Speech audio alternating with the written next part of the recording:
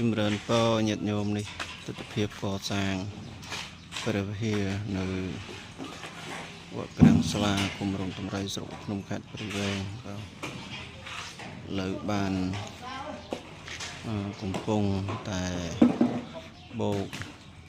ជាងព្រះវិហារហើយនឹងចាក់សសរជើងរៀងបាទចាក់សសរជើងរៀងបានចាក់សសរជើងរៀងហើយមកខាងនេះញោមហើយខាងជើងហើយខាងជើងនេះសរជើងរៀង9ម៉ែត្រញាតិញោមសរជើងរៀង9ម៉ែត្រ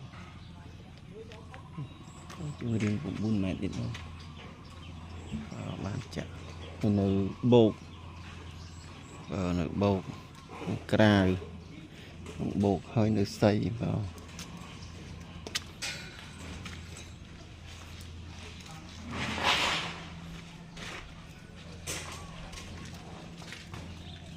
នេះជាដើម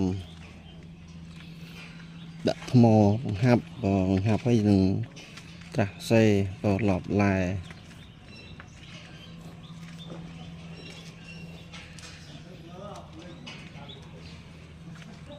ខាងនេះកំពុងចាប់ជាទាដើម្បីចាក់សជើងរៀងហើយនឹងតែខាងលិចនោះបោកបោកជាងក្រៅចាក់បោកពីជាងក្រៅម្ដង